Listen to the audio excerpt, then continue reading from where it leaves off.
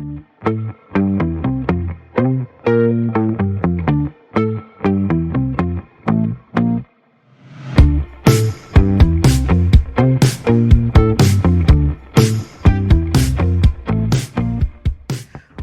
back to Inclusivity Podcast. Today we have our guest, Bobbi. She's our Facebook manager. I am your co-host, Leah Williams. Today, my co-host, Lori, could not be with us today, or Dana. So good morning, Bobbi. How are you doing today? Good morning, Leah. I'm doing very well, thank you. Well, thank you for being here. But before we get started on today's episode, we first want to thank our partners, Black in Iowa News and Alliance for Sustainability. And we also have ourselves a sponsor, guys. Learn more about Vitality at 247.com. And we'll post their link below. And it's spelled out the number 20, the number 4, the number 7. But Black is BLAC.com. Today's episode, we're going to learn more about Bobbi and her background. We're going to ask her how she came to be about the Inclusivity Podcast, as well as this is Pride Month, y'all, in June. So I want to hear her perspective on Pride Month. So Bobbi, can you tell us a little bit about who you are and what you would like our listeners to know about yourself? Sure. I am Bobbi Boggs, and I was born and raised mostly in Iowa. I was actually born in New Jersey, but raised in Iowa and Wisconsin, and in a family that really believed in including all people, really taught me to be accepting and loving and caring of others.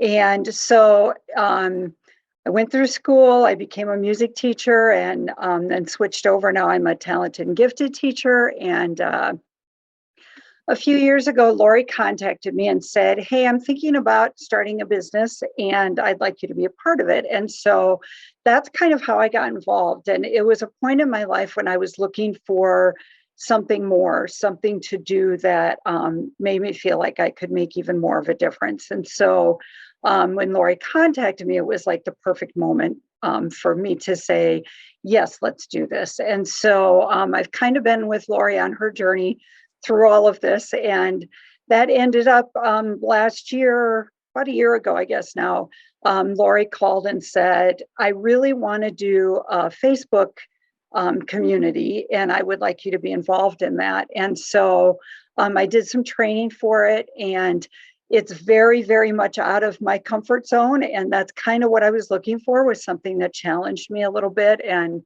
allowed me to do a little bit more things that maybe I in the past would not have been willing to even try, because it wasn't something I just knew how to do. So it has been a very, very sharp learning curve all along, but I have learned so much doing the postings for the group. And a few months in, Lori realized that she just has so much on her plate that she kind of asked me if I would take over all the postings and try to keep it rolling and keep it going. And so I said yes, and because I was enjoying it so much. And so I've been working on it ever since.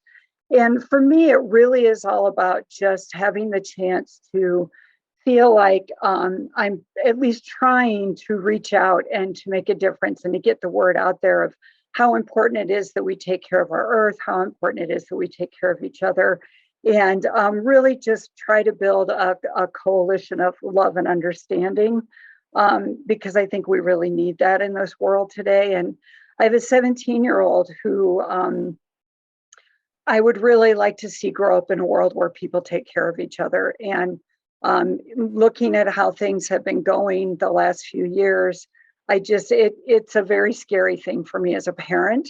And so I just felt like I needed to do something to make a change with that. And so that's kind of where that has all led. And what's been amazing to me is I did it for that reason, but I have learned myself so much through the reading that I've done and through the posts that I've sent and through the other people who are part of the community. And that I am so grateful to Lori for asking me to do this, because it has expanded my understanding of things greatly from what I had from my growing up in, in the Midwest. So I guess that's the bulk of it.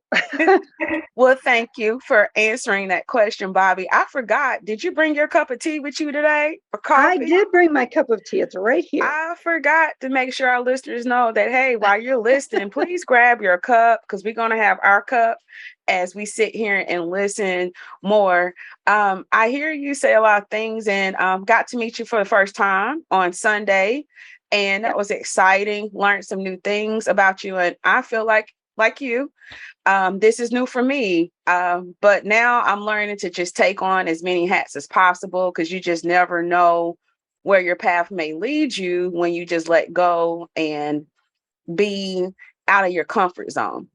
Yep. So you gave us our background and how you came to be with the podcast. And I think I forgot on my end to say, that's what our podcast is about, is inclusivity. It's about sustainable living and it's about equity. It's our whole purpose of having this come together. So with that, I want to lead into, I don't know if you mentioned, or I'm trying to keep my thoughts racing. Did we mention that Lori is your sister? I couldn't recall. Yes, I think I did. I said that she got me involved in this, but I'm not sure if I said that she is my sister. She's my older sister, and growing up with her as a sister was a blessing. It's awesome. Lori has And I'm definitely emotional, so I'm going to leave it at that. Hey, when you have sibling love, that is what all you need. So we learned a little bit about your background and we learned about you being a part of podcast. Well, we know that June is Pride Month.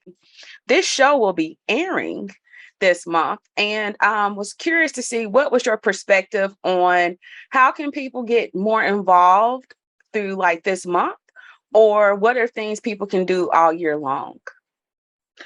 Oh, there are so many things, and I actually have listed if somebody watching is part of the Inclusivity Facebook community. I've listed. I've done many posts about ways to get involved because there are so many of them, and everything from going to a march to going to some of the Pride celebrations to writing to Congress people and others saying, hey, this is really important, to just having your voice be heard, being a part of volunteering for some of the nonprofits that work for the LGBTQIA community.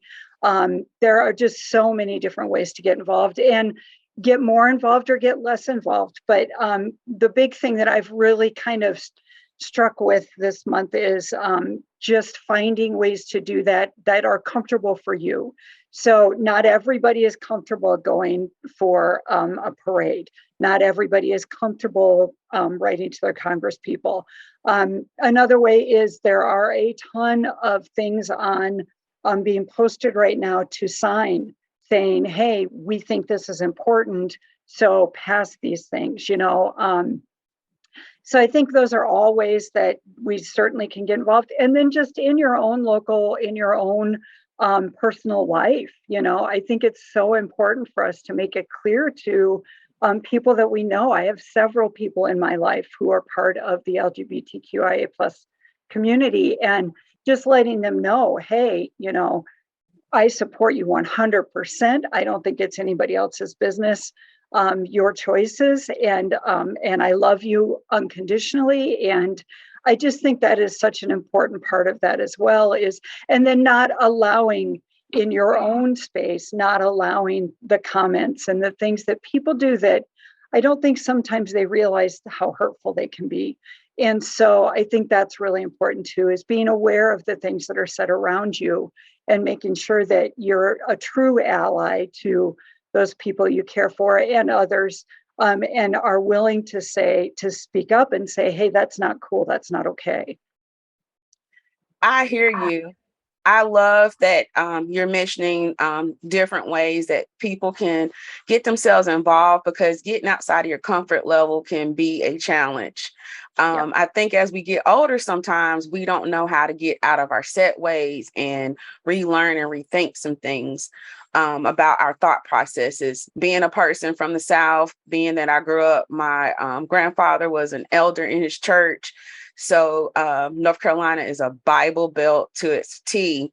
However, like you, family members are in that family. And I want for anybody that's friend, a family member to know that there is support out there for you. During this COVID time, we've seen the rise of suicides and things, and we know that that can run rampant when people feel like they don't have an outlet or someone that cares about them.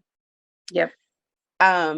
So tell me a little bit more about when you decide to make posts on Facebook. Are you going about a theme, and is this month's theme as well about the Pride Month? For the most part, yes. We usually Lori and I actually looked through the calendar for the year and just found different things that we thought we could tie in or that were important for us to be a part of. And so this month, for the most part, is about Pride, although we will be doing some posts in the next week or two about Juneteenth as well, because that is another really important thing for people to understand, to be aware of, and to celebrate. So we really try to look for whatever. And then every once in a while, I'll be on Facebook just scrolling through my own screen and something will come across my own page and I'll go, oh, I really need to talk about that. So there have been times when I've made posts that I wasn't expecting to make, but something will strike me and all of a sudden it's completely changed what I'm going to do for that day, because it's just really important, I think, to follow our passions. And I think that there is so much information out there and there are so many positive, loving messages that need to be shared.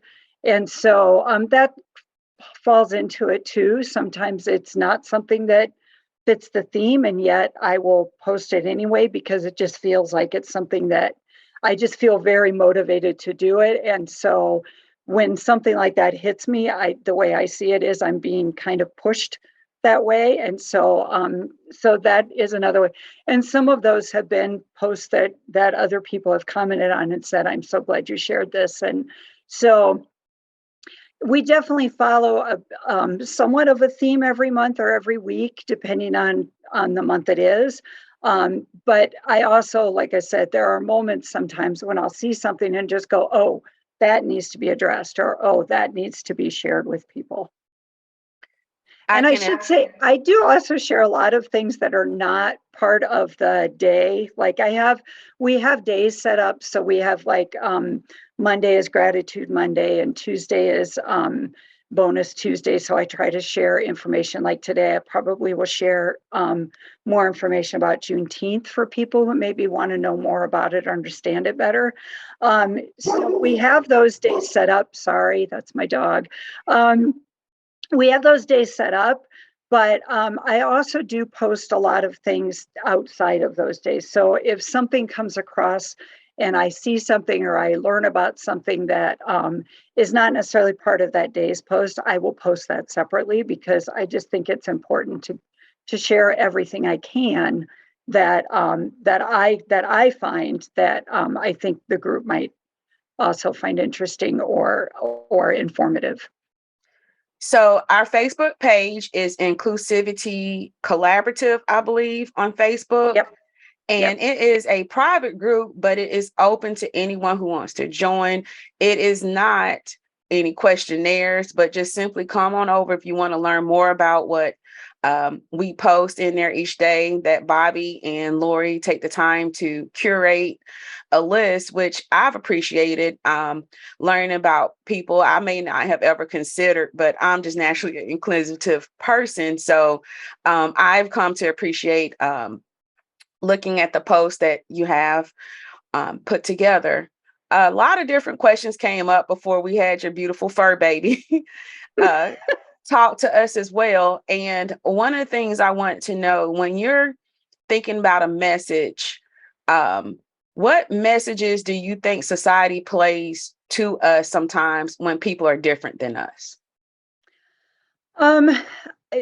That's a really hard question because there are so many of them. I think that there are definitely undertone messages, and right now sometimes write out their messages of different is bad. And I think that that is a really sad message to have. And it's interesting because I've even read studies that show that the more diverse a company is, the better they usually do, the more productive they are, the more creative they are. And so I think it's too bad that we have those messages. And for some reason, this is striking me. And I think this has changed some in this particular company. But when I take my students, my female students, to a Women in Science and Engineering conference every year, because there is a lack of women being involved in science, engineering, and math um, um, careers, and because women have traditionally been somewhat steered away from those careers. And so I really want my Absolutely. students to know that they absolutely can do anything that they put their minds to. And so one year when I was there, I went to a thing for the teachers who were there that was about how companies sometimes will try to be more inclusive. And their example was, at one point there was a Barbie that they put out that was an engineer, but she, within the story that they put out of it, she has this great idea, and then she says, "But I better run that by whatever man," she said, Oh, and see what he thinks about it.